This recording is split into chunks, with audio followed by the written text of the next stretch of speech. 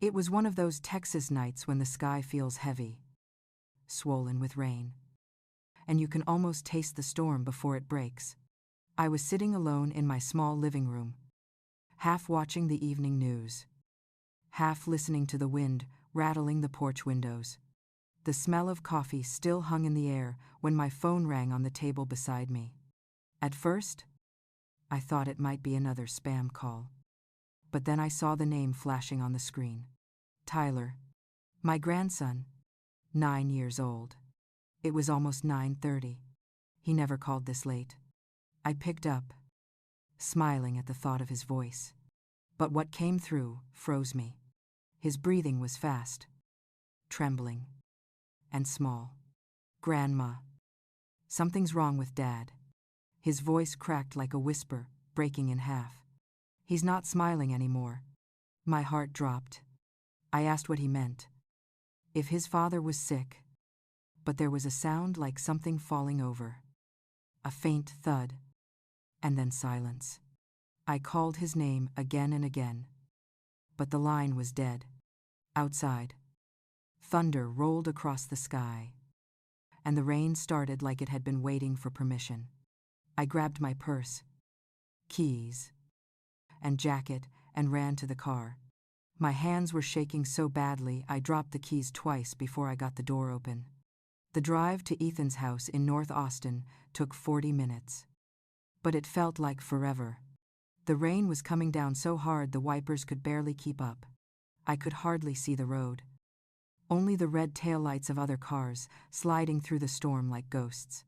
My mind kept replaying Tyler's voice. The way it cracked on the word wrong.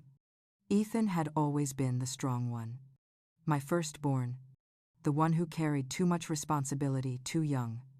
And his father, Daniel, had once been his hero. Before the accident, before everything turned to dust, I remembered Daniel back when he was still whole. Broad shoulders. That easy grin. The man who built houses with his hands and never lost his patience. But after the construction accident in 2019, something inside him shattered along with the beams that killed that worker. He said it was just guilt. But guilt doesn't make a man's eyes go empty like that. It doesn't turn him into a stranger. I should have left sooner, I thought, as I gripped the steering wheel tighter. Maybe I shouldn't have waited for things to get better on their own. But back then, I still believed that love could fix everything. By 2021, it couldn't. We divorced quietly. I still brought groceries once a week, just to make sure he was eating. We never really stopped caring. We just stopped pretending things were the same. By the time I reached Ethan's street, the rain had softened into a steady drizzle. The kind that soaks through your coat without you noticing.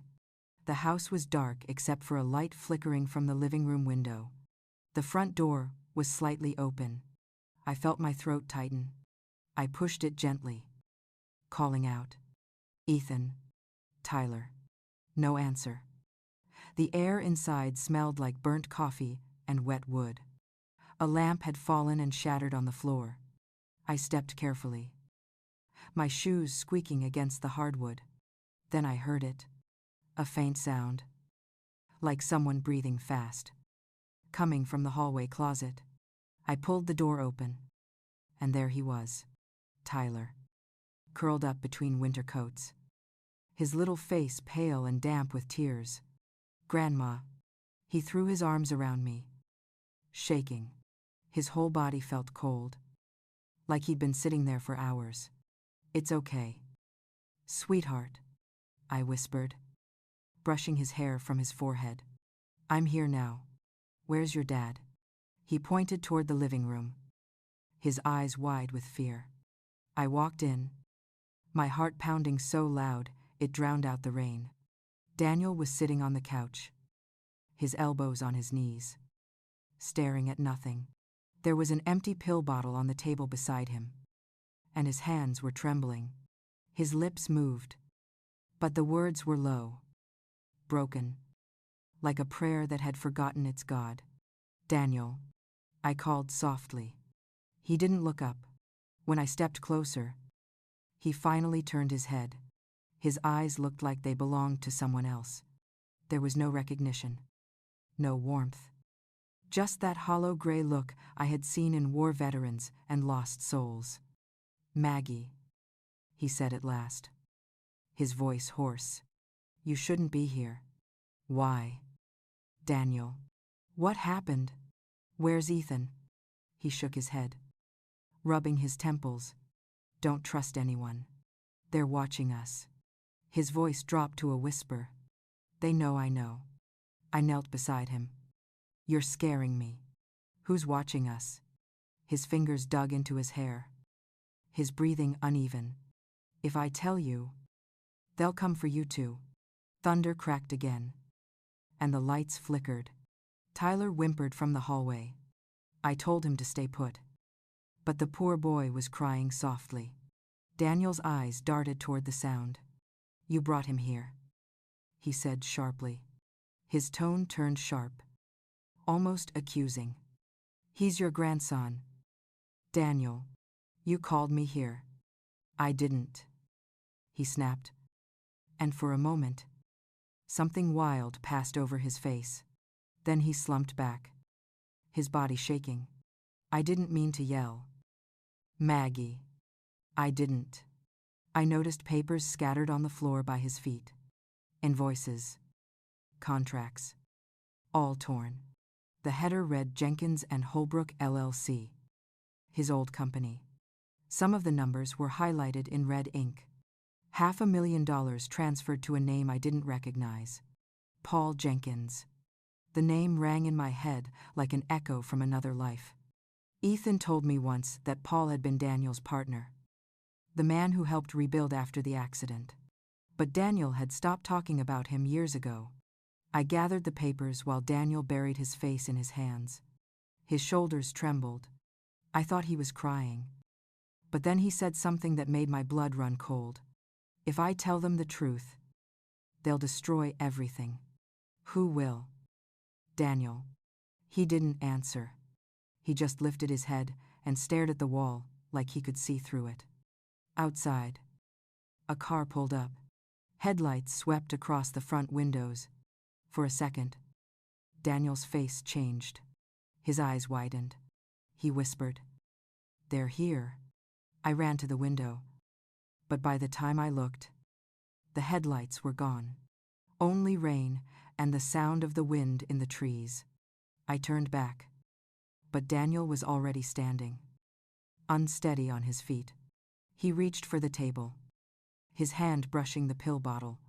"Don't," I said, grabbing it first. His skin felt clammy, cold. He looked at me then, really looked. And for the first time that night, I saw fear in his eyes. "Maggie, don't trust Paul. Whatever he tells you, don't." "Paul.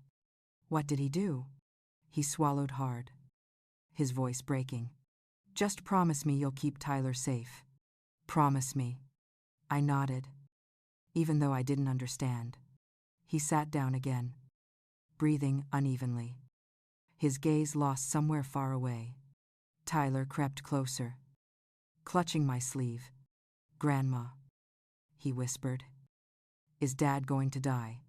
I held him tight, whispering no, though I wasn't sure I believed it. The rain outside turned heavier again, tapping against the windows like an impatient hand. Daniel's eyes flickered to me once more. There was something in his expression that made my stomach twist. He leaned forward slightly, his voice barely a whisper. "Don't trust anyone, not even him. They'll come for me first." His words hung in the air, heavy and strange. And for a long time none of us spoke. The only sound was the storm outside and the small, frightened breaths of a child who had seen too much. I looked at the broken papers, the empty bottle, and the man who once built our home with his bare hands. I didn't know what was happening yet, but I knew one thing with terrifying certainty. Whatever this was, it wasn't just about sickness. Something darker had come to my family, and I had just stepped right into the middle of it. The house felt colder the next morning. The kind of cold that seeps into your bones and makes you move slower than you should. Tyler had finally fallen asleep on the couch. Clutching his blanket like a shield, Daniel was still in the living room, sitting in the same spot, eyes fixed on the wall. The storm had passed, leaving everything outside soaked and gray. I made coffee just to keep my hands busy.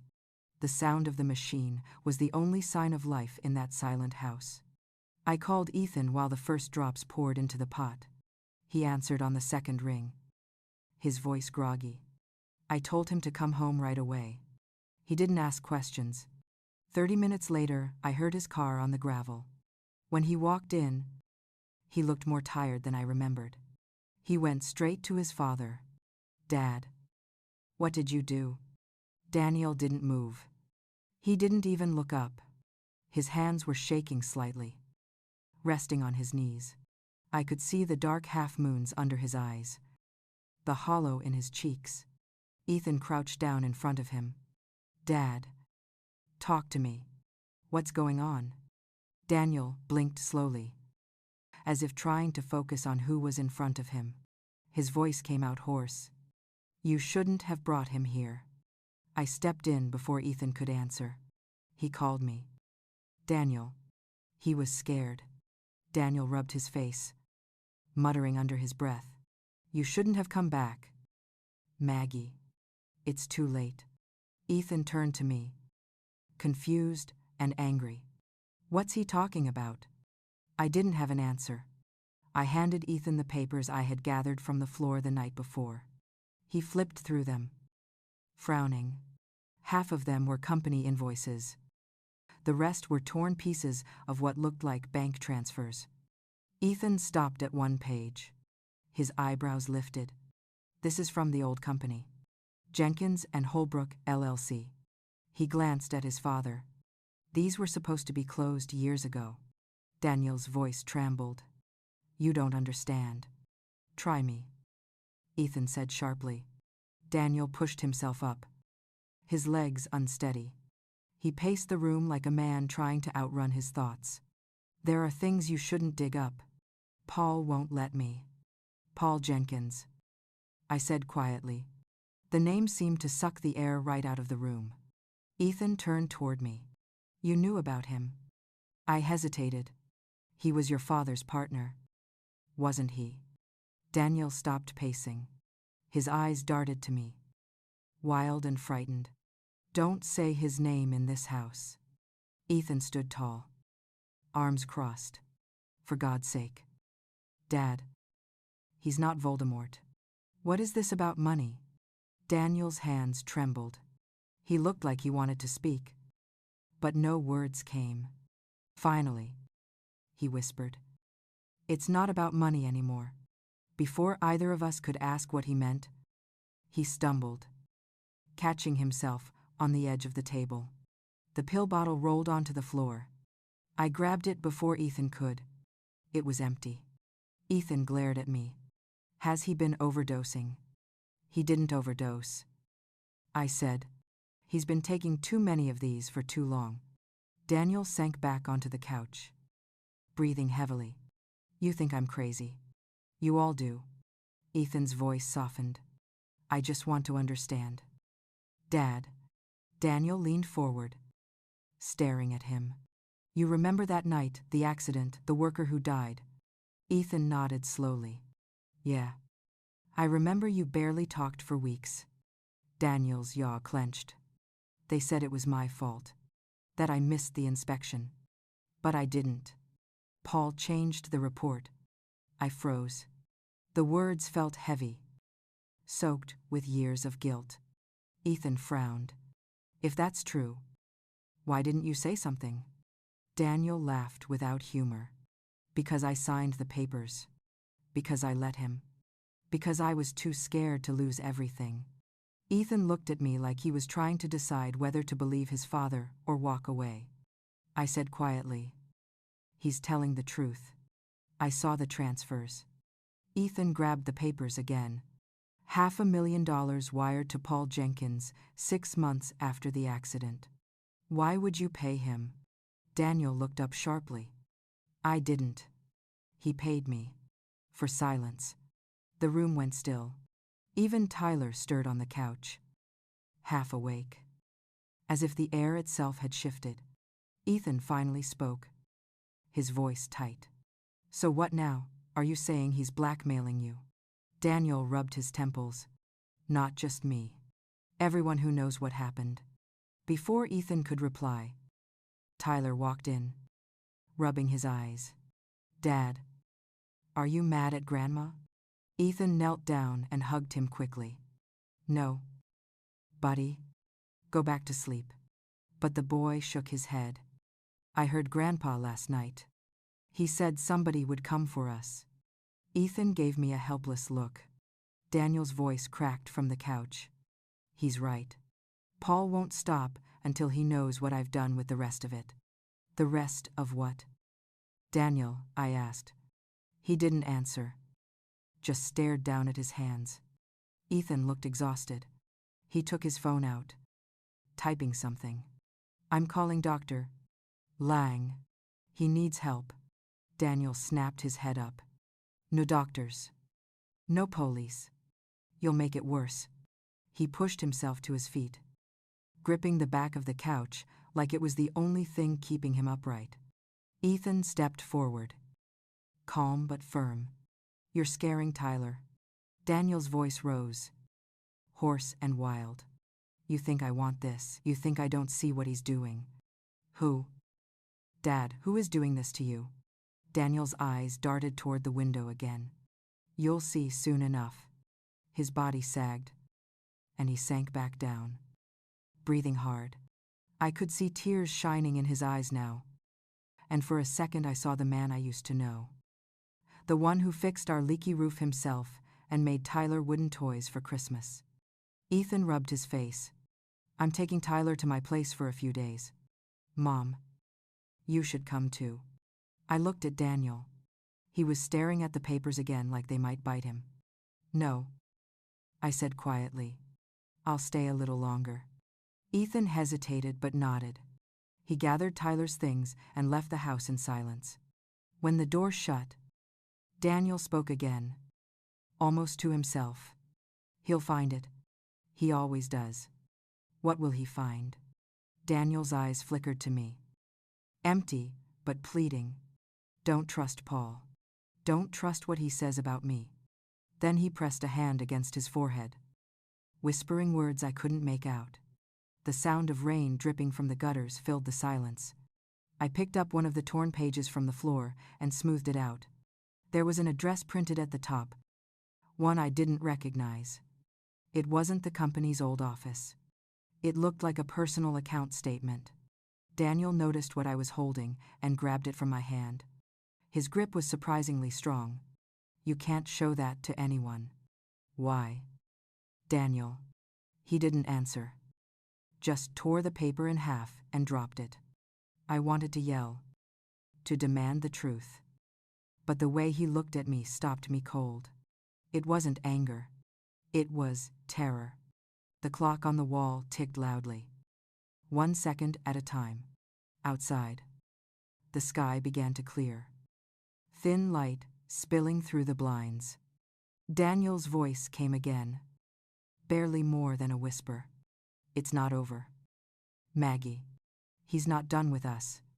He leaned back, closed his eyes, and for a long moment I thought he had fallen asleep. I stood there, surrounded by shredded papers and silence, trying to breathe through the weight in my chest. Whatever this was, it had started long before last night. And deep down, I knew that $500,000 and one dead man were only the beginning. The next few days blurred together, filled with long silences and the sound of rain dripping from the roof. Ethan kept Tyler with him at his apartment, calling me every evening to ask if his father was stable. I lied every time, telling him Daniel was resting, when the truth was that he barely slept. He spent his nights pacing the living room, muttering to himself, staring out the window like he expected someone to appear from the dark. One morning, I found him sitting on the porch, his robe open, hair uncombed, staring at the empty driveway. The air smelled of wet grass and old coffee. I brought him a cup, sat beside him, and for a while we just listened to the birds trying to dry their wings. "You remember when you built that swing for Ethan?" I said quietly. "The one behind the old house in Pflugerville." He nodded, still watching the street. "The ropes broke after the first rain. I replaced them 3 times before I realized it wasn't the rope. It was the tree. It was dying inside." He looked at me then, and for a second his eyes were clear. I knew what he meant. That afternoon I drove to the small hospital in North Austin where Dr. Peter Lung worked. He had been Daniel's psychiatrist since the accident. His office smelled like antiseptic and peppermint. He was a tall man in his 50s with tired eyes that gave away how long he'd been listening to other people's pain. He remembered me right away. "Mrs. Holbrook, I was wondering when I'd see you again." I told him about the past few days, about the paranoia, the empty pill bottles, the name Paul Jenkins. The doctor listened without interrupting, taking a few notes, then zigged. "Daniel stopped coming 6 months ago," he said. "He told me he didn't need help anymore, that he'd found a new way to cope." He folded his hands, watching me closely. "I think someone has been feeding his delusions. Feeding them. People like Daniel are fragile when they carry guilt. They're easy to manipulate. If this man, Paul, knows his weakness, he could make him believe almost anything." I felt my stomach twist. "Doctor, could that make him dangerous? To himself?" "Yes. To others. Only if he feels cornered."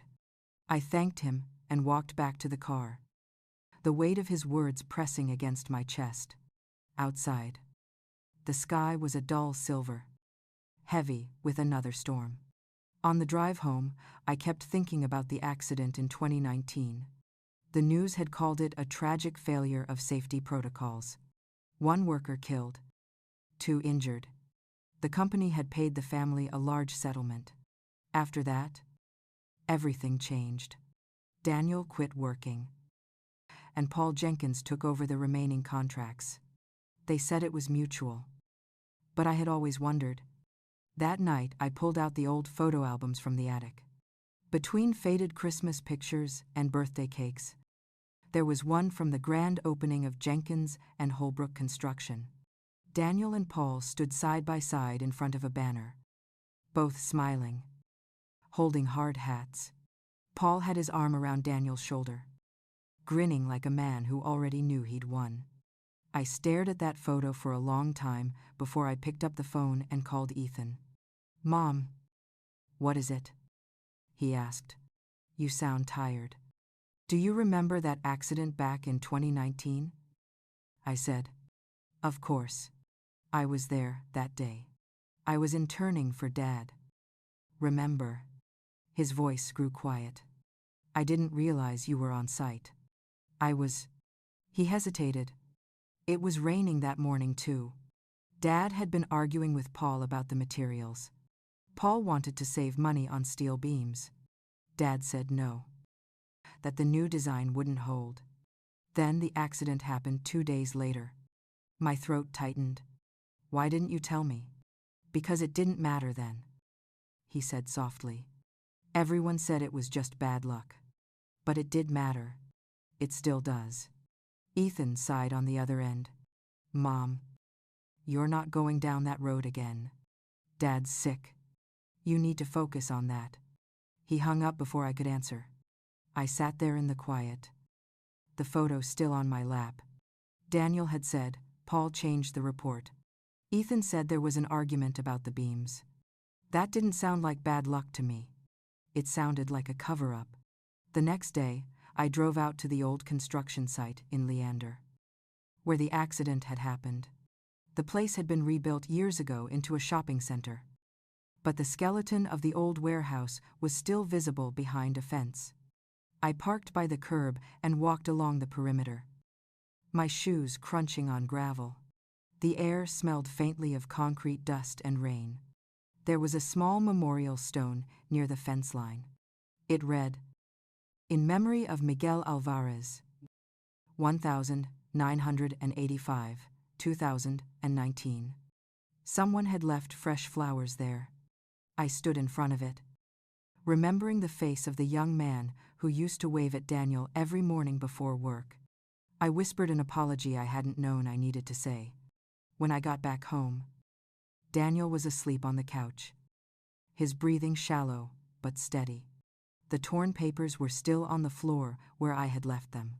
I gathered them up again, trying to piece them together like a puzzle. On one page, almost hidden in a corner, was a handwritten note in Daniel's handwriting. It said, "Jenkins took everything." I sat down, holding the paper between my fingers. The edges were soft from being folded and unfolded too many times. That night, the wind picked up again, rattling the windows. I couldn't sleep, so I sat at the kitchen table with the lamp on low, reading through every page of the old invoices. Most were standard supply orders, but a few had dates that didn't match the project timeline.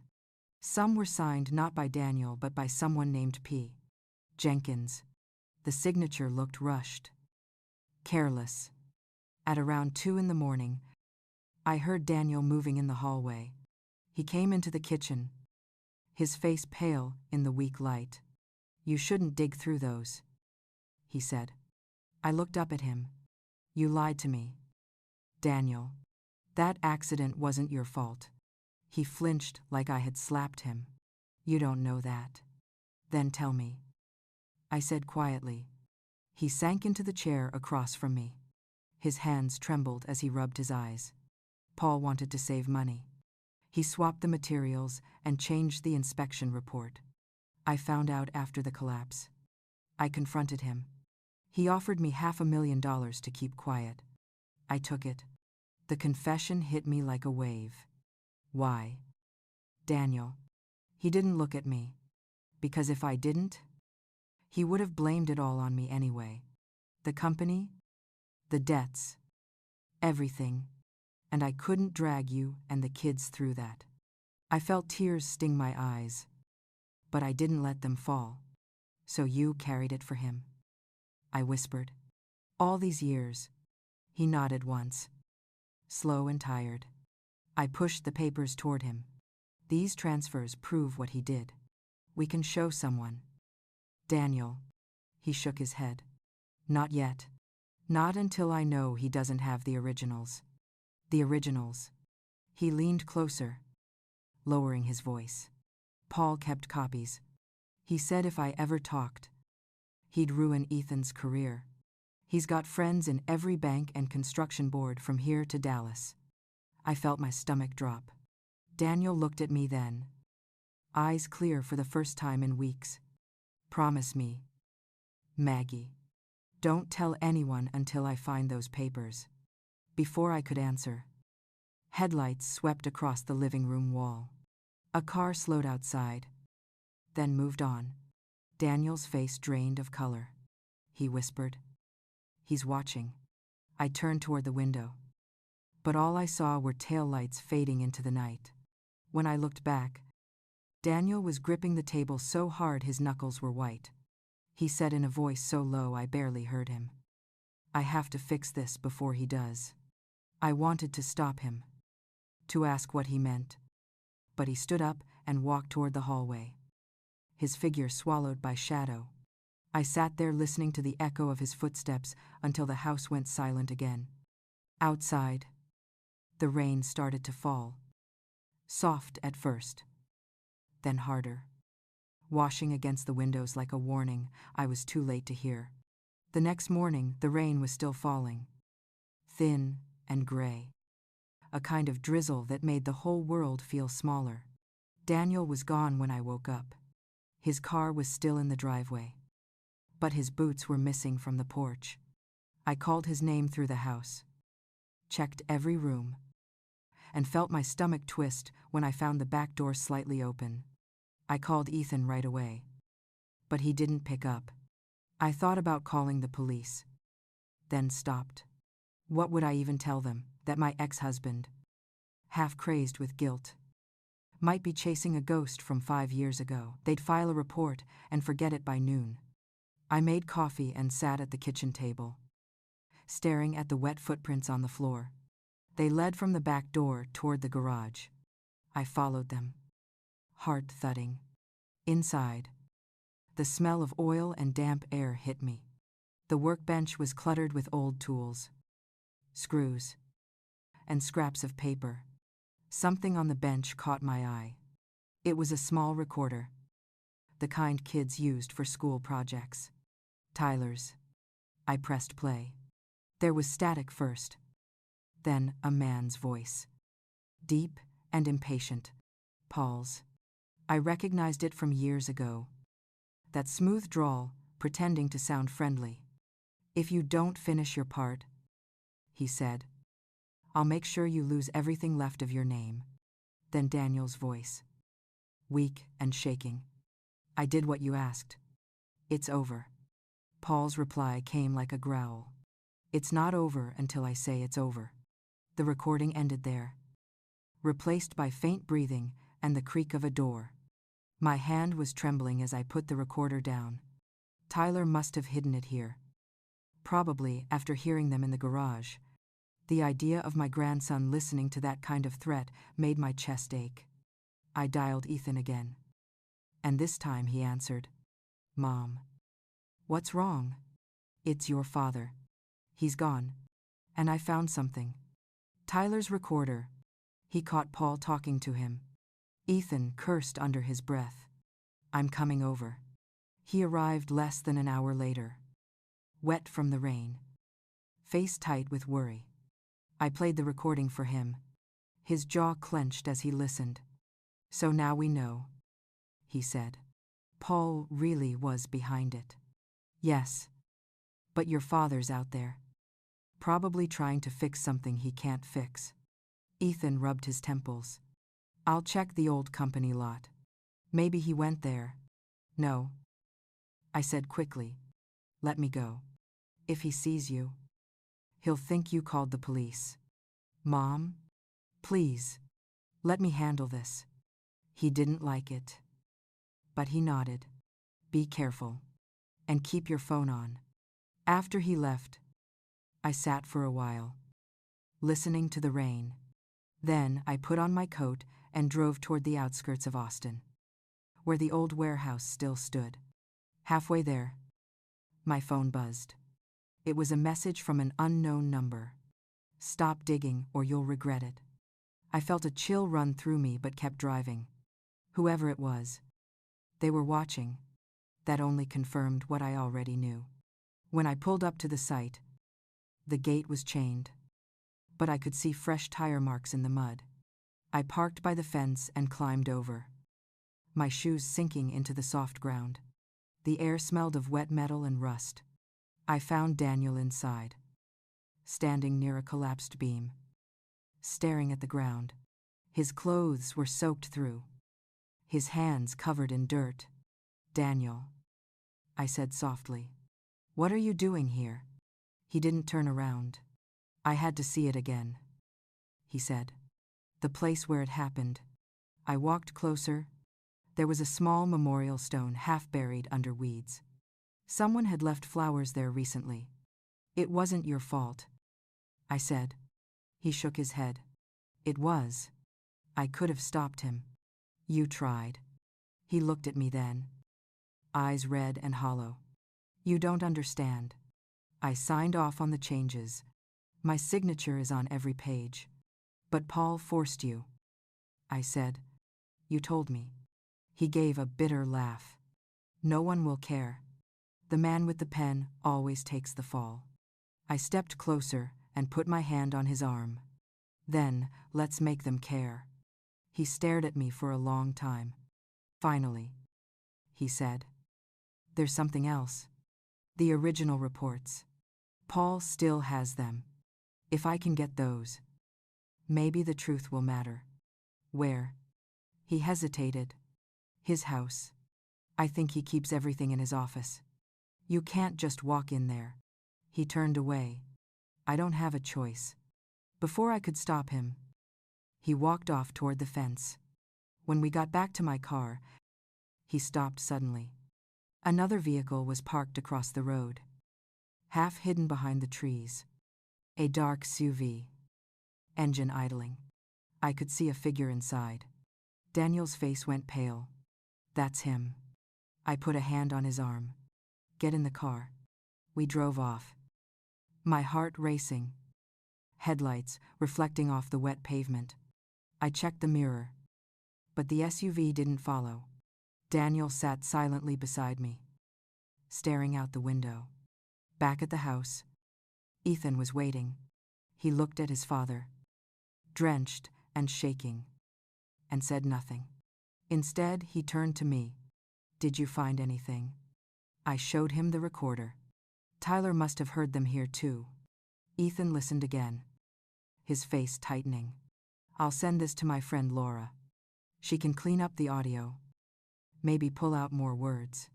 Daniel suddenly slammed his fist on the table. No. No police. No one else. Ethan's voice rose. Dad. For God's sake. This isn't just about you anymore. Daniel stood up, breathing hard. You think I don't know that? I hear his car outside every night. Ethan's expression softened. Then let us help you. Daniel looked from him to me, eyes wild and broken. I can't. If he goes down, he'll take us all with him. He walked out of the room before either of us could answer. The front door slammed, and I heard his car start. Ethan cursed under his breath. Where's he going now? I didn't know, but something in my chest told me this time he wasn't coming back to hide. That night I couldn't sleep. The house felt heavier, the silence thicker. Around midnight, I went into the garage again, looking for anything that could explain what Daniel meant about those reports.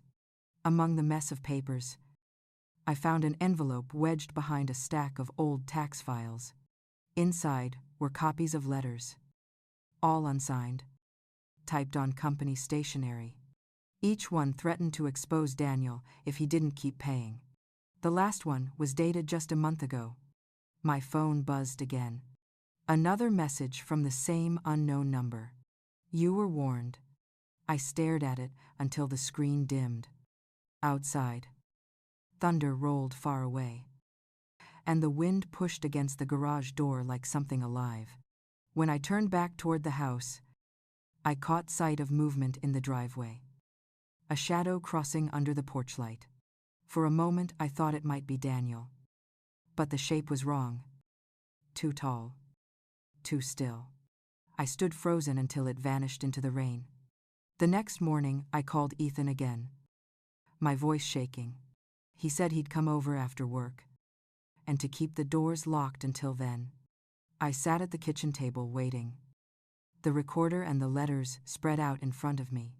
The wind rattled the window panes, and somewhere outside a car door slammed. I looked up, heart pounding, half expecting Daniel, half expecting something worse. But when I peered through the blinds, the street was empty. Only the sound of rain, steady and relentless, filling the quiet house with the uneasy promise that whatever had started between Daniel and Paul was far from over.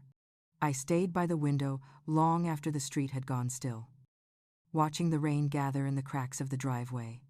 When Ethan finally arrived, his headlights swept across the porch like a searchlight.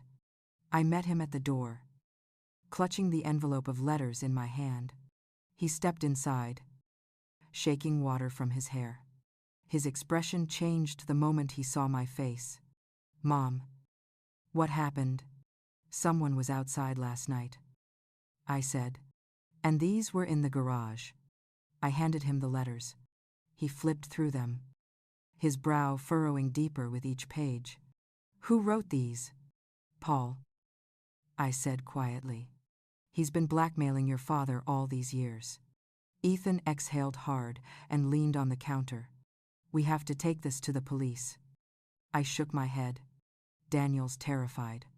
He said Paul would destroy everything if we talked. He already destroyed everything. Ethan said. Look at Dad. He was right. But something inside me resisted. I couldn't shake the image of Daniel's face when he said, he'll take us all with him.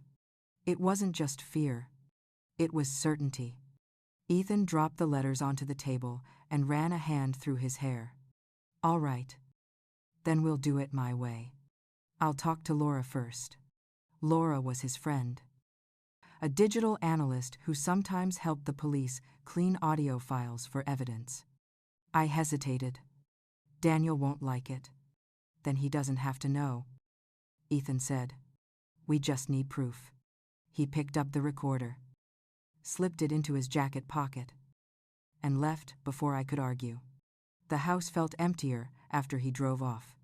I cleaned the kitchen just to keep from thinking, scrubbing the same counter twice until I heard a soft knock on the door. My pulse jumped. It was Carla, our neighbor from 2 houses down. She was holding a foil-covered dish and wearing her usual pink raincoat. I thought you might need dinner, she said. The news said the storm's getting worse. I thanked her and invited her in. She glanced around, lowering her voice. Is Daniel doing any better? I hesitated. He's trying. She nodded slowly. You know, I saw a dark SUV parked across from your house early this morning. Didn't think much of it then, but it sat there for almost an hour. The words made my skin prickle. Did you see who was inside? She shook her head. Tinted windows. After she left, I locked the door and checked every curtain in the house. The street was empty again, but I couldn't shake the feeling that someone had been close. Close enough to see inside. By late afternoon, Ethan called. His voice was tense. Mom, you're not going to believe this. The guy on the tape, Paul Jenkins, died 3 months ago. I froze. What are you talking about? Heart attack. There's an obituary and everything. I sat down hard in the kitchen chair. But that's impossible. Daniel said he was still being watched. Ethan's voice softened. I know. But maybe that's the illness. Mom, maybe Dad's mind just can't let go. No. I whispered. That can't be it. Those letters came last month. Someone else is sending them. There was a pause on the other end. Then, Ethan said, I'll come by tonight. We'll figure this out. The line went dead, and the quiet in the house grew heavier. I tried to tell myself I was imagining things.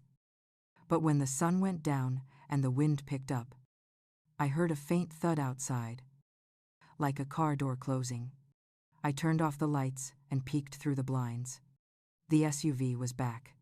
It sat at the edge of the street. Engine running. Headlights off. I couldn't see who was inside. I waited for a minute, maybe 2, then reached for my phone. Before I could dial Ethan, the SUV's lights flared to life. It rolled slowly forward, then disappeared around the corner.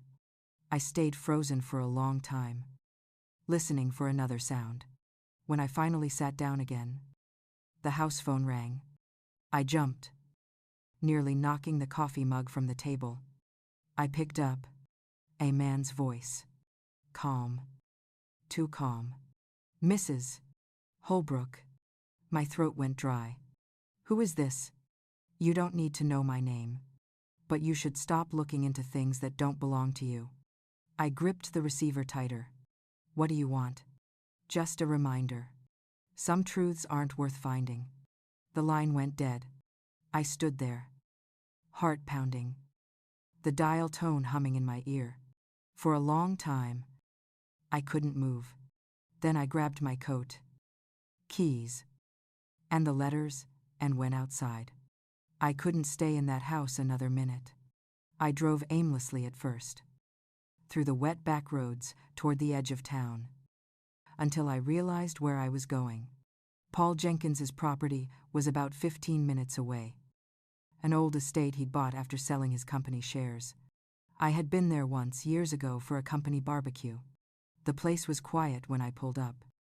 The driveway half covered with leaves. A for sale sign leaned crookedly near the gate. And the front windows were dark. I parked a few houses down and walked the rest of the way. The rain cold against my face. The side gate was unlocked. I slipped through. Keeping low. My heart was hammering in my ears. I didn't know what I expected to find. Maybe nothing at all. But something inside told me Daniel was right. There were still things hidden here. The back door was latched but not locked. I pushed it open carefully. Every creak sounding louder than it should. Inside, the air was thick and stale. The furniture was still there, covered in sheets. The faint smell of cigar smoke lingered, like a ghost that refused to leave. I made my way toward the study. Papers littered the desk. Old invoices. Tax forms. Nothing unusual. But when I pulled open the bottom drawer, I found a small metal box locked with a simple clasp. I hesitated only a second before sliding the tip of a screwdriver under it. The lock popped. Inside were several USB drives, each labeled with dates and initials. One caught my eye, DH2019. My breath caught. Daniel Holbrook. I pocketed it quickly and turned toward the door. Then I froze. Footsteps echoed from the hall. Slow. Heavy. I slipped behind the bookshelf, pressing myself against the wall. The footsteps grew closer, then stopped just outside the study. A shadow stretched across the doorway. I held my breath. After what felt like forever, the shadow moved away. I waited until the sound of the front door closing reached me before I dared to move. My hands were shaking as I crept back through the kitchen and out the back door. The rain had turned into a downpour. I ran to the car, started it, and drove off, my heart still pounding. When I finally pulled into my driveway, Ethan's car was already there. He came running as soon as he saw me. "Mom, where have you been?"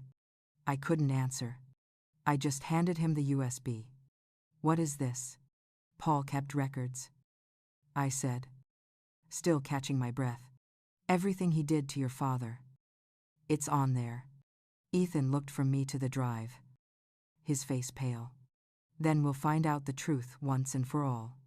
I didn't tell him about the footsteps or the voice on the phone. I didn't tell him that when I had left Paul's house. There was another car parked in the rain, watching from the far end of the street. I just went inside, locked the door, and sat down at the table, listening to the storm crash against the windows. Somewhere in the darkness, someone knew I had what they'd spent years hiding. And I had the sinking feeling that they weren't going to let me keep it for long. When Ethan opened the USB on his laptop, the screen flickered before revealing a list of files. Most were spreadsheets and contracts, but one folder stood out, marked with a date burned into my memory. March 14. 2019. The day of the collapse. He double-clicked it, and a video file appeared. A faint hum came through the speakers, followed by a shaky view of a construction site.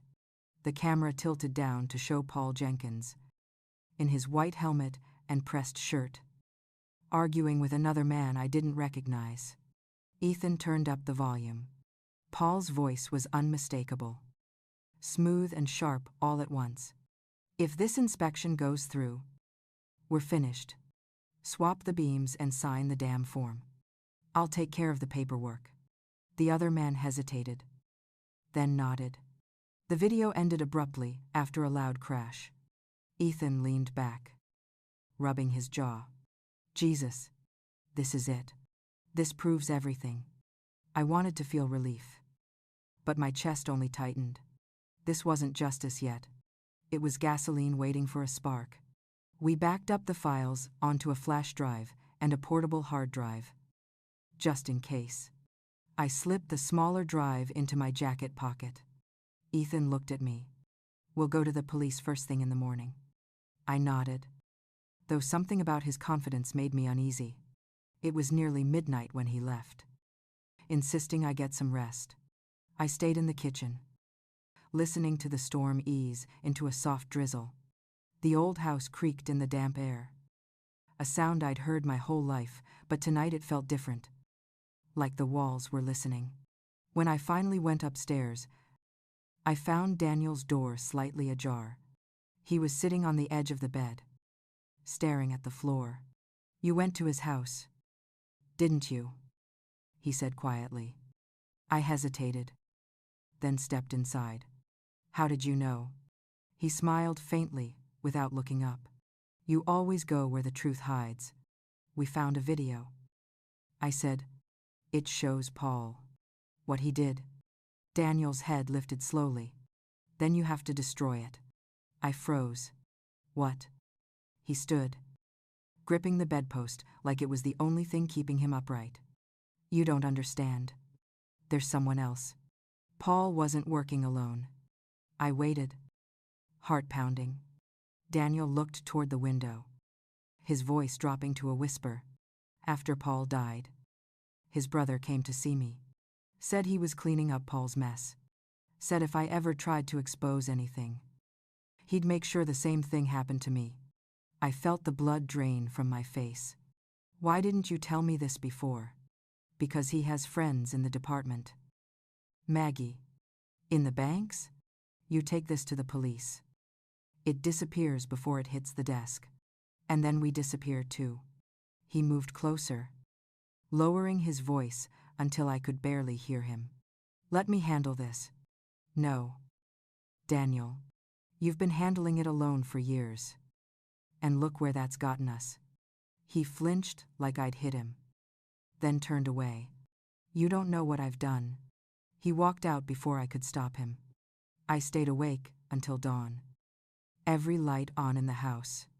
Ethan called around 7, his voice tired but calm. "Mom, I gave Laura the files to duplicate. We'll take one copy to the station, one to her lawyer contact." Before I could respond, I heard a loud bang from downstairs, like something slamming against the door. "Mom, are you okay?" Ethan's voice asked. I dropped the phone and ran down the stairs. The front door was wide open, the wind whipping rain inside. The porch light swung back and forth, throwing wild shadows across the walls. Daniel's car was gone. A note lay on the table, the paper damp from his dripping coat. It said, "Forgive me. I have to end this my way." Ethan arrived 20 minutes later, his face pale when he read the note. "He's going after Paul's brother," I said. "We have to find him before he does something stupid." We drove toward the industrial district where Paul's brother, Richard Jenkins, still ran a supply company.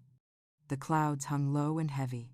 When we pulled up, the gate was open. Daniel's car was parked near the warehouse. I jumped out before Ethan could stop me. Inside, the air smelled like gasoline and rain. The echo of footsteps bounced off the metal walls.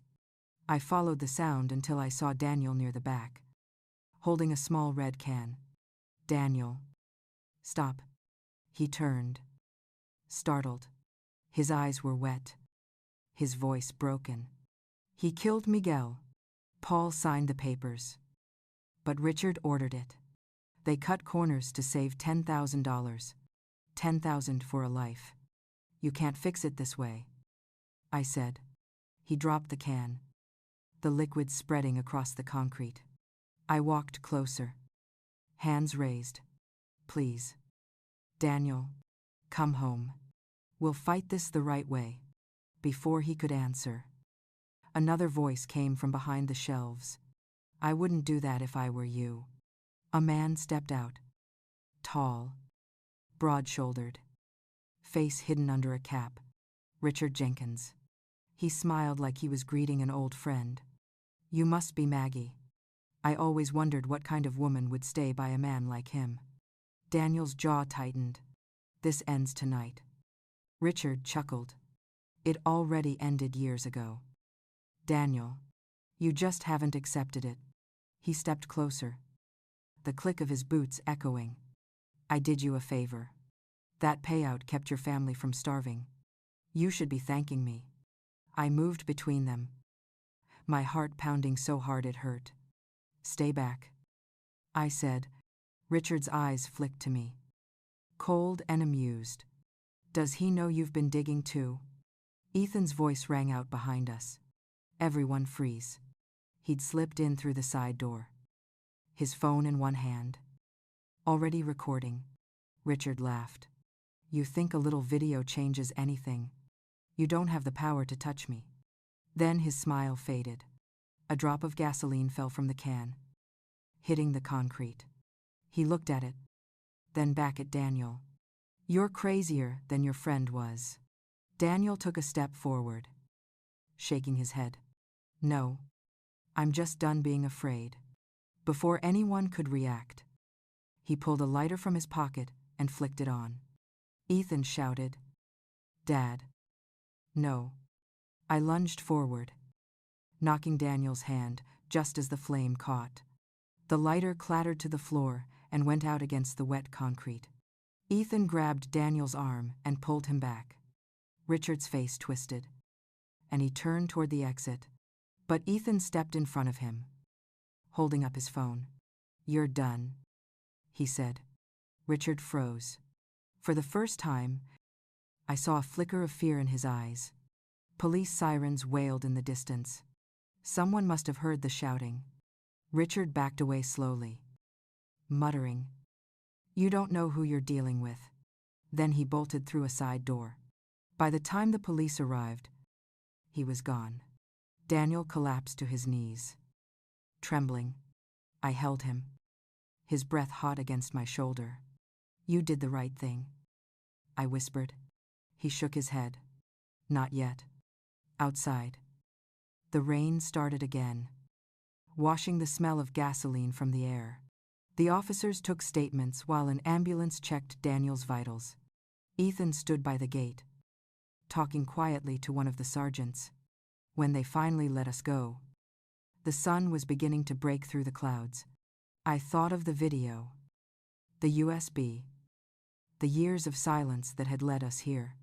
We weren't safe yet, but for the first time in years, I felt the faintest trace of something I'd forgotten the shape of. Hope. The hospital room smelled like antiseptic and rain-soaked fabric. Daniel lay in the bed with an oxygen tube across his face, his eyes half open but unfocused. The doctor said exhaustion and mild shock. He'd been lucky. The police told us the same thing before leaving, their words soft but loaded. Richard Jenkins had vanished before the units arrived. No address. No trace. Ethan sat near the window, his phone in his lap, the USB drive resting beside it. I stood by Daniel's bed, smoothing the blanket like I used to when he came home late from work years ago. Tired and angry at the world, he stirred and whispered, Did they find him? Not yet, I said. His eyes shifted toward Ethan. He can't stop now. He'll try to take everything. I placed my hand on his arm. You need to rest. He shook his head slightly. He has people inside. You can't trust anyone in uniform. Ethan finally looked up. Dad, the police aren't your enemies. Daniel's voice cracked. You don't know them like I do. He turned away, closing his eyes, and drifted off. Ethan sighed. Mom, we can't keep doing this. He needs psychiatric help. I didn't answer. Part of me knew Ethan was right. Another part couldn't shake the fear that Daniel might not be wrong. That night, I stayed in the hospital with him while Ethan went home. Around 2 a.m, I woke up to the soft buzz of Daniel's phone on the bedside table. The screen flashed once, then dimmed. A message preview glowed faintly before disappearing. You didn't finish the job. My chest tightened. I picked up the phone and scrolled to the message. But it was already gone. Deleted. The call log showed nothing recent. When I looked at Daniel, he was staring straight at me. Wide awake. He said quietly. They know we still have it. I put the phone down slowly. The next day, Ethan brought coffee and a fresh shirt. The police had called, asking if Daniel could give a statement once he was stable. Ethan told them tomorrow. Though Daniel wasn't getting better. He was restless. His hands twitching.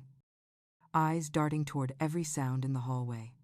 Later that afternoon, Laura arrived. She was short, with sharp eyes and a calm voice that made people listen. Ethan had told her everything. She plugged the USB into her laptop and showed me what she'd found. There were not just files from 2019, but records stretching to 2022.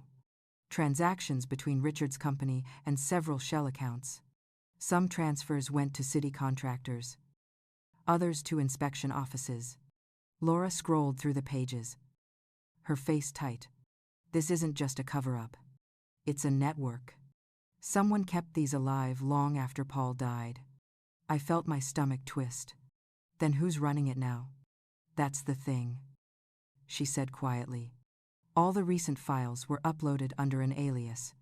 R. H. Ethan frowned. R. H. Could be anyone. Laura hesitated. Or it could be Richard's son. Ryan Jenkins.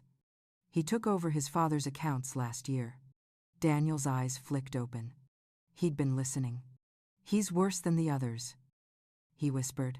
He knows how to erase everything. Laura looked at me. If what Daniel says is true, he's already cleaning up. You should make copies and move somewhere safe until we can secure a warrant. Ethan nodded. I'll take the files to my office. No, I said quickly. If they're watching him, they'll find it. Laura glanced at me. Then you hold it. No one would suspect you. That evening, we left the hospital. Daniel insisted he was fine enough to go home, though I could see how his hands shook as he buttoned his coat. When we reached the house, he went straight to the study and locked the door. I wanted to argue, but something in his eyes told me to let him be. Ethan left for the night, promising to return early. I stayed downstairs, the USB hidden inside a hollowed-out book on the shelf. Outside, the wind had died, leaving the world still and waiting. Around midnight, I heard the sound of gravel crunching outside. Headlights flashed briefly through the window, then vanished. My pulse quickened. I turned off the lamp and moved quietly toward the front door. A shadow moved near the porch. Then came the faint sound of the gate creaking. I grabbed the baseball bat that leaned against the coat rack, my hands trembling. The door handle turned slightly, but didn't open. After a few seconds, the sound stopped. When I peered through the blinds, the driveway was empty. Only rainwater glistened under the streetlight. I exhaled shakily and turned around, ready to go upstairs, when I noticed the study door was ajar. I hadn't heard it open. I pushed it gently. The room was dark except for the glow of the monitor. Daniel sat at the desk, typing. Daniel, what are you doing? He didn't turn around. Just sending them something they can't ignore. I stepped closer. On the screen, an email draft filled with attachments, video files, spreadsheets, letters. The address line was empty. Who are you sending it to? He hesitated, then whispered, everyone. Before I could stop him, he hit send. The progress bar flashed and disappeared. He leaned back, breathing hard. It's done. They'll all know. I reached for the mouse, trying to check, but the computer froze. Then the screen went black. Daniel frowned. What's happening? A small line of text appeared in red at the top of the screen. File intercepted. Daniel's face drained of color. Oh God. The lights flickered once. Then the house went dark. I heard the hum of a car outside again. Closer this time. Daniel stood up, panic spreading across his face. We have to leave. Now. I grabbed my bag. My phone. The hidden USB. The front porch light flickered back on just long enough for me to see two figures near the end of the driveway. Daniel pulled me through the back door. Into the yard soaked with rain. We ran through the narrow alley behind the fence until my lungs burned. I looked back once. A dark car had pulled up to the house. Two men got out. One holding a flashlight. The other, a phone pressed to his ear. We reached the old barn at the end of the property and slipped inside. Daniel leaned against the wall. Gasping. I turned off my phone. My heart hammering in my chest. Outside. I could hear faint voices calling our names. Daniel whispered. They won't stop now. I touched his arm. We'll find a way. But even as I said it, I wasn't sure if I believed it.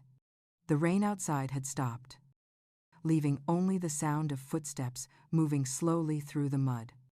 Circling closer.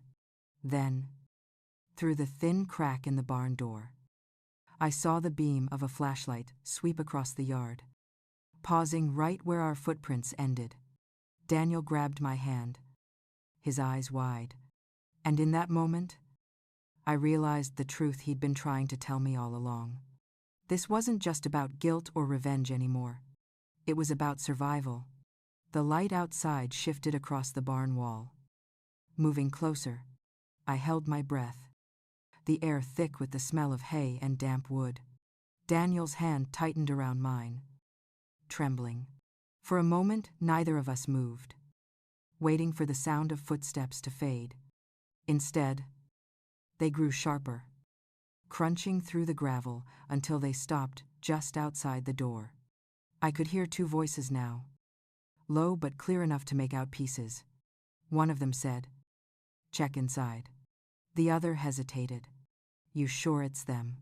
The first voice snapped back. "The car's here." "Isn't it?" I glanced at Daniel. He mouthed, "Go." We moved toward the side window, our feet barely brushing the floor. The window was small, half rotted at the hinges. Daniel helped me push it open, the old frame groaning. The door creaked behind us, a slow metallic sound that made my blood run cold. A flashlight beam cut across the barn, sweeping over the stacks of hay and broken tools. We slipped through the window just as the light passed over where we had been standing. Daniel dropped down first, landing in the mud. I followed, my knees hitting the ground hard. We crawled behind a rusted tractor, holding still as the flashlight moved across the wall again. One of the men swore under his breath. "Nothing here." Then the other said, "Check behind the barn." Daniel pulled me up. We ran. The wet grass slapped against my legs, the wind stinging my face. Behind us came a shout, then footsteps pounding after us. We reached the edge of the field where the old irrigation ditch ran. Daniel jumped first, landing awkwardly, wincing in pain. I slid down after him, my palms scraping the rough concrete. We crouched low as the flashlight beams danced above, cutting through the night. After a few minutes, the voices faded. I could still hear the faint hum of their car, but it was moving away. Daniel leaned back against the wall of the ditch, breathing hard. His shirt was soaked through. I reached for his hand. "Are you hurt?" He shook his head, his chest rising and falling fast. "No, just old bones." We sat there in the dark, listening to the sound of water trickling somewhere beneath us. My mind raced through everything that had happened. The files, the messages, the men outside. Whoever they were, they weren't just hired help. They were protecting something. Daniel finally spoke. "I didn't send the files to the press." I turned toward him. "What do you mean?" "I saw you hit send." He gave a feint. Bitter smile. I sent them to Ryan. Paul's son. I wanted to draw him out. I stared at him in disbelief. You what? He met my eyes. Steady, despite the exhaustion. He was never going to let us go. I had to make him show his face. You could have gotten us killed. I said, maybe. He whispered. But maybe now we know who's hunting us. We stayed hidden until the horizon began to pale. The first hints of dawn turned the wet fields gray and silver. When it felt safe enough, we climbed out of the ditch and walked back toward the road. My clothes clung to me, heavy with mud and rain. Daniel's car was gone. Probably taken by the men.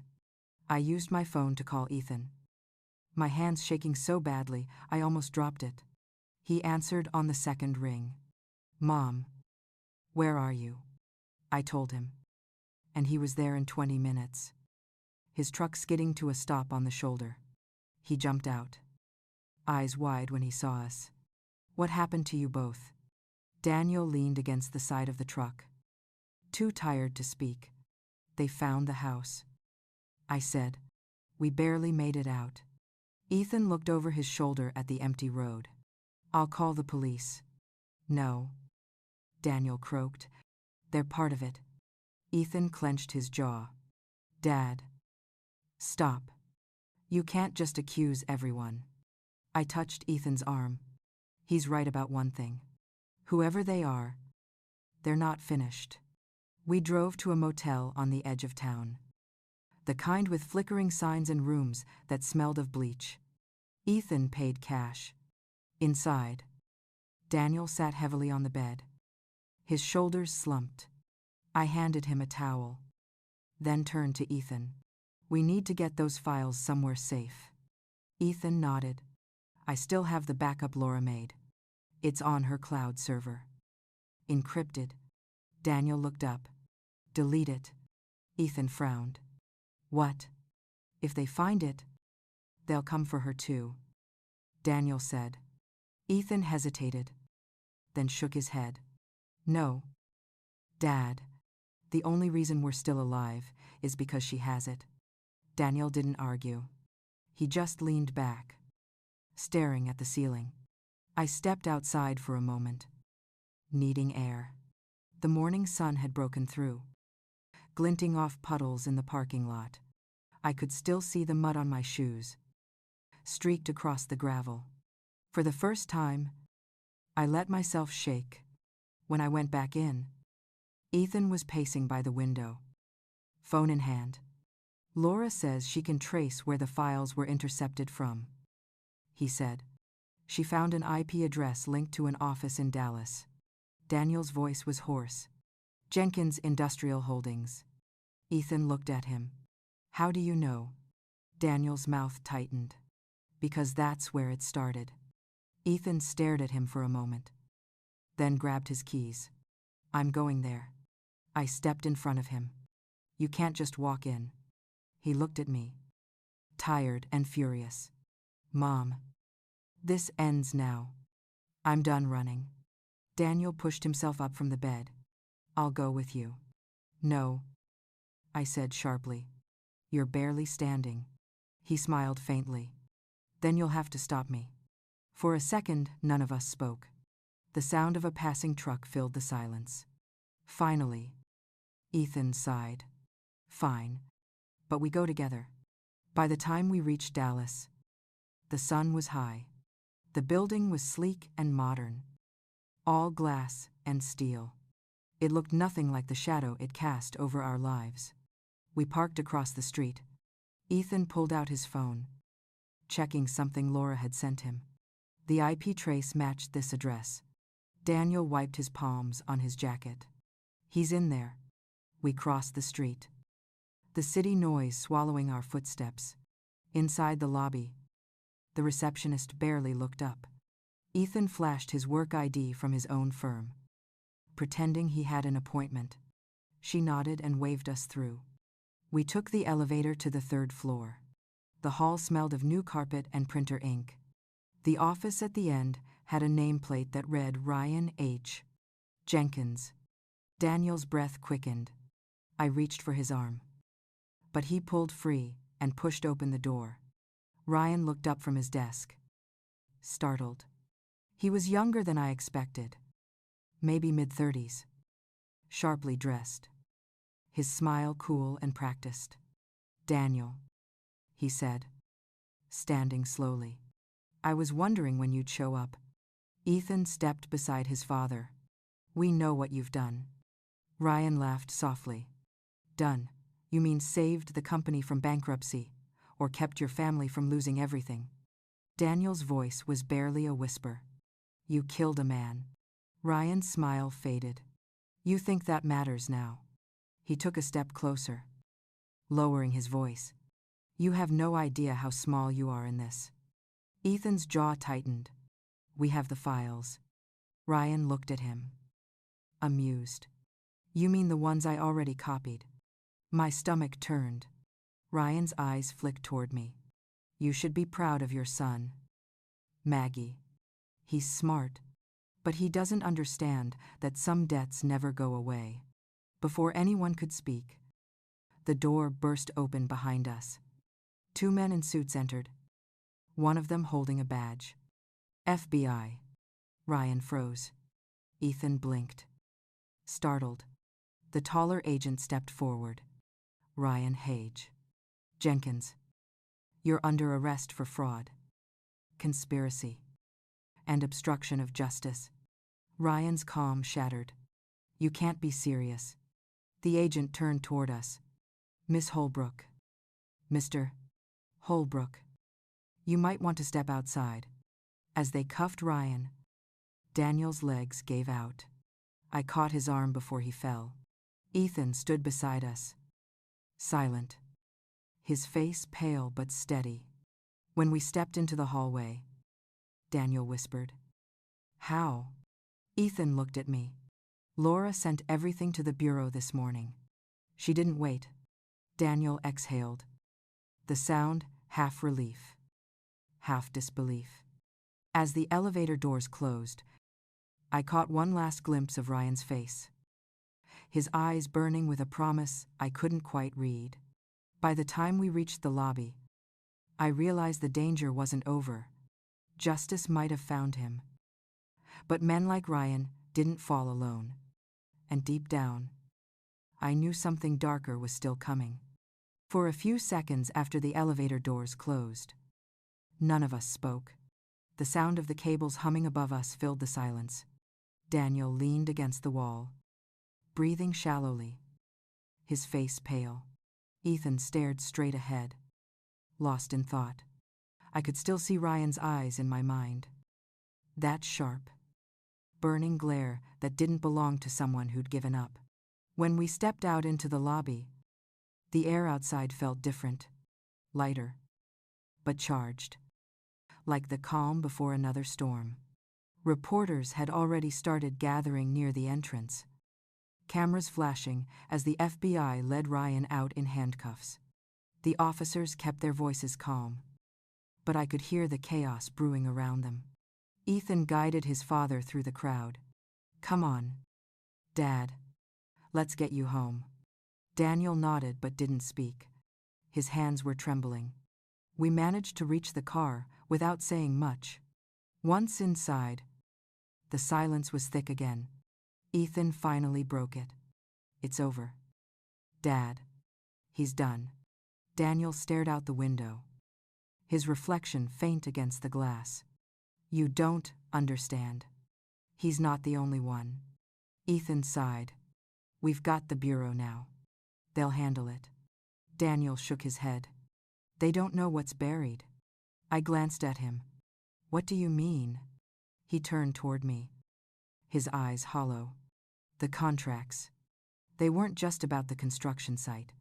They laundered money through hospital grants, community funds. Ryan's arrest is only the beginning." Ethan looked back at him, frustrated. "Then you tell the FBI. Let them deal with it." Daniel closed his eyes. "They won't protect us." The drive back felt endless.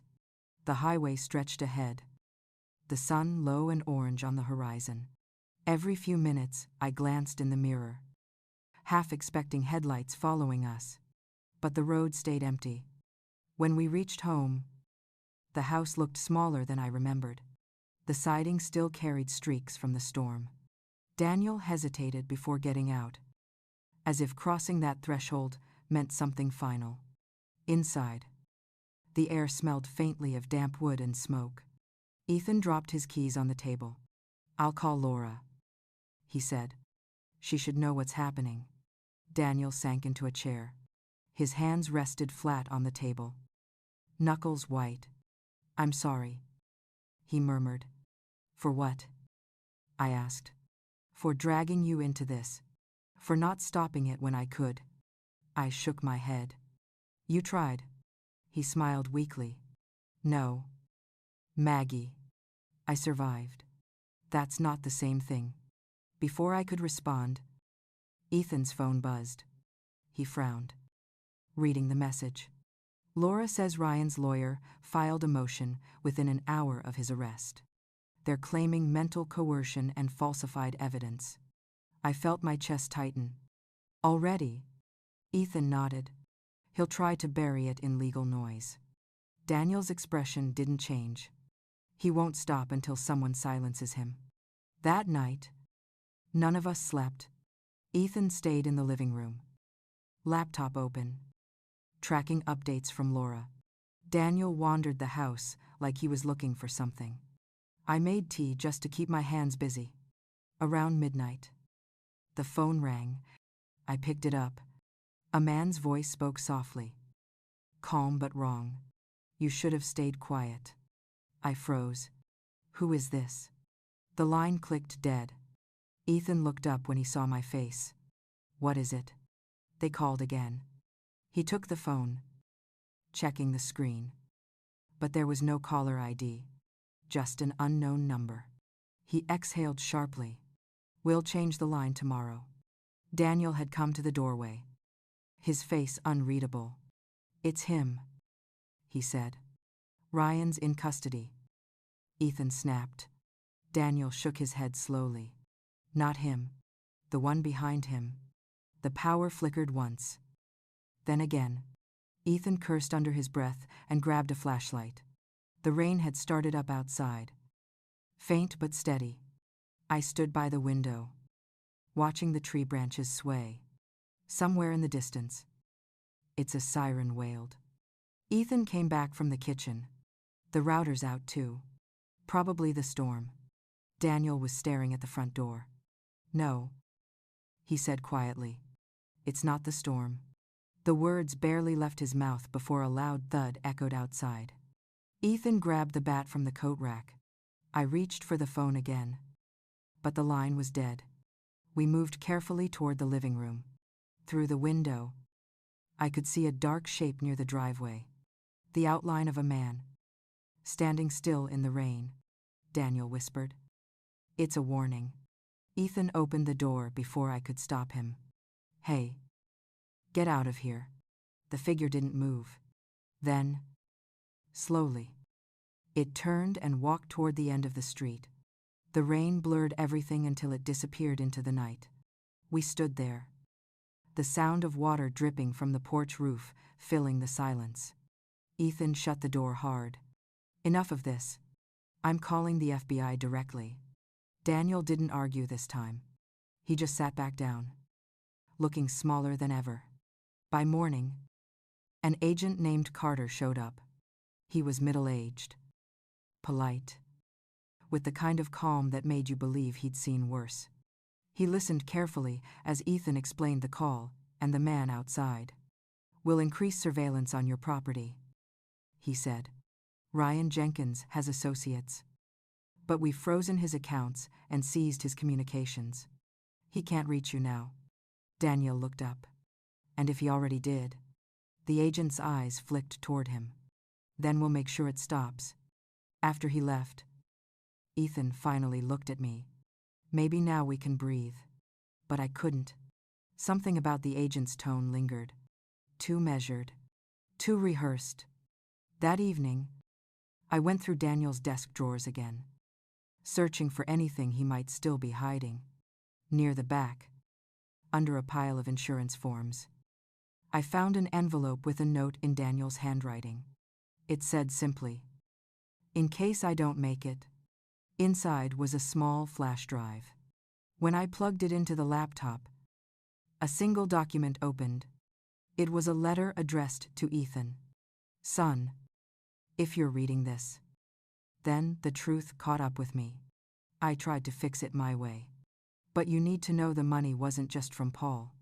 It came from a foundation linked to someone inside the bureau." I stared at the screen, my hands trembling. Daniel walked in quietly behind me. "I didn't mean for you to find that yet." "Who is he?" I asked. He hesitated. "The same man who called last night." Ethan entered the room just as Daniel finished. He looked from one of us to the other, confusion giving way to disbelief. "Are you saying there's an FBI agent involved?" Daniel's silence was answer enough. The weight of it hung in the room like fog. Outside, the wind had stopped. Everything was still. Too still. Ethan finally spoke. "Then, we don't trust anyone. Not until this is done." Daniel met his eyes. "Then it's time you take the lead. Son, you finish what I started." Ethan nodded slowly. Whatever this was, it had grown beyond us. And somewhere, buried beneath all the lies and paperwork, was the last piece of the truth waiting to surface. When I looked out the window one last time before bed, the rain had stopped completely. The sky was clearing. But I couldn't shake the feeling that the calm wasn't peace. It was a warning of the storm, still waiting to break. By morning, the house was silent except for the ticking of the kitchen clock. Ethan had been up most of the night, pacing, typing, making calls on a burner phone Laura had sent him. Daniel sat by the window, staring at the pale sky through half-closed blinds. His body was frail, but something in his posture had changed. He looked steady again, like a man who had decided what came next. I poured coffee into 3 cups, though none of us were really hungry. Ethan finally sat down and said quietly that Laura had confirmed it. The Bureau's database showed one agent, Special Agent Carter, flagged for internal review months ago over a missing evidence file from the Jenkins case. The same man who had been in our kitchen yesterday, promising we were safe. Daniel's hands tightened around his cup. "So it was him." Ethan nodded. "He's been protecting them from inside. But not anymore." The plan came together slowly, each piece born from exhaustion and necessity. Laura would forward everything she had gathered to the Department of Justice instead of the Bureau. Ethan would deliver the backup drive in person, not by email. Daniel would give a recorded statement on video to release if anything happened to us. I would stay behind, in case someone came looking first. Before Ethan left, Daniel took his son's hand. "If anything goes wrong, you take your mother and Tyler far away from here." Ethan squeezed his father's hand in return. "Nothing's going wrong this time." He drove off just after noon, the sound of his truck fading into the distance. I stood at the window long after he was gone. Daniel came up beside me, his voice rough but calm. "I thought hiding the truth would keep you safe." I was wrong. I turned to him. "We can still make it right." For the rest of the afternoon, we stayed inside, curtains drawn. Around 5, Daniel said he needed to step out for air. I watched him cross the porch, his steps slow but sure. I wanted to follow, but something told me to give him the moment. 15 minutes later, I heard a car pull into the driveway. I froze. It wasn't Ethan's truck. The door slammed and footsteps followed. Daniel hadn't come back in. I peeked through the curtain and saw Agent Carter standing near the porch, his expression calm, almost friendly. He called out, asking to speak with Daniel. I opened the door just a crack. "What do you want?" He smiled faintly. "I'm here to make sure things don't go too far." Where is he? Daniel appeared behind me before I could answer. His voice was steady. I'm right here. Carter's smile didn't reach his eyes. You shouldn't have involved the DOJ. They don't understand how deep this goes. Daniel stepped forward, his tone sharper now. You mean how deep you're in it? Carter's hand shifted slightly inside his coat. Not enough to be obvious, but enough to make my stomach tighten. Daniel noticed too. You'll ruin yourself. Carter said softly. Walk away now. And no one gets hurt. Daniel shook his head. You already hurt too many. Ethan's truck turned the corner at that exact moment, the sound breaking through the tension. Carter looked over his shoulder, then back at us. His voice was low and flat. This is your last mistake. He turned as if to leave. But Daniel stepped forward, blocking his path. I saw something flash in Carter's hand. A glint of metal. Before I could scream, a loud horn blared from the street. Carter flinched, and Daniel shoved him backward. The gun clattered to the ground just as Ethan jumped out of the truck. Carter spun toward him, but Ethan already had his phone raised. Recording. Everything you say is going straight to the DOJ, Ethan said. Carter froze, his calm cracking. You don't know who you're crossing. Daniel's voice came from behind him. We know exactly who. The sound of sirens filled the distance again. Louder this time. Carter's face drained of color. He turned to run, but 2 patrol cars screeched into the driveway, blocking the exit. Officers jumped out, weapons drawn. One of them shouted for Carter to drop his gun. He hesitated only a second before letting it fall. They cuffed him right there on the front lawn while the 3 of us stood together, soaked from the drizzle that had started to fall again. When it was over, Daniel sank to his knees. The weight of everything finally too much. I went to him, holding his shoulders as he whispered that maybe, finally, it was done. A week later, the story broke nationwide. Corruption inside the Bureau, bribery tied to the Jenkins Construction Fund, and evidence tampering linked to multiple deaths. Carter's name was everywhere. Ryan Jenkins faced additional charges and no longer smiled for the cameras. Daniel's video confession aired as part of the coverage. Watching him on screen was harder than I expected. He looked tired but peaceful, his voice steady as he said that the truth doesn't fix the past, but it keeps the next lie from growing. Ethan got a call from the DOJ 2 weeks later. They cleared Daniel of all criminal charges, citing coercion and mental distress. He would still face civil suits, but the government acknowledged his cooperation. That night, we sat on the back porch, the air warm and still. Tyler had fallen asleep inside, his toy car still clutched in his hand. Ethan leaned back in his chair, eyes on the sky. Dad, you did it. Daniel smiled faintly. No, we did. I reached for his hand. For the first time in years. It felt steady. The guilt hadn't vanished, but something lighter had taken its place.